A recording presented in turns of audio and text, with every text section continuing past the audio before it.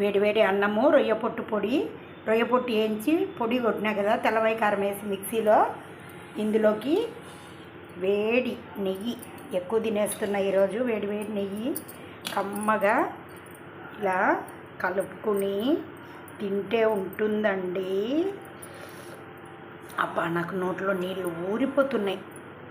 రండి మా రాయలసీమకు, మీకు కూడా ఇలాంటి మంచి మంచి ఫుడ్ వండి పెడతా. హ్యాపీగా తిందురు. కానీ నా చేతి ముద్ద చాలా అమృతంలాగా ఉంటుంది. ఎవరికి కావాలో రండి ఫాస్ట్గా. ఎమ్మి ఎమ్మి తిని చెప్తా ఎలా ఉందో.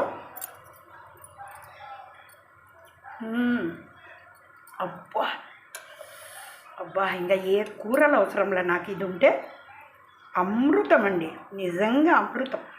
శబాష్ శబాష్ అని నన్ను నేనే పొగుడుకుంటున్నా. ఎందుకంటే నేనే ప్రిపేర్ చేసా కదా, అందుకు. సూపర్ అండి. మీరు కూడా ఇలా ట్రై చేయండి తప్పకుండా.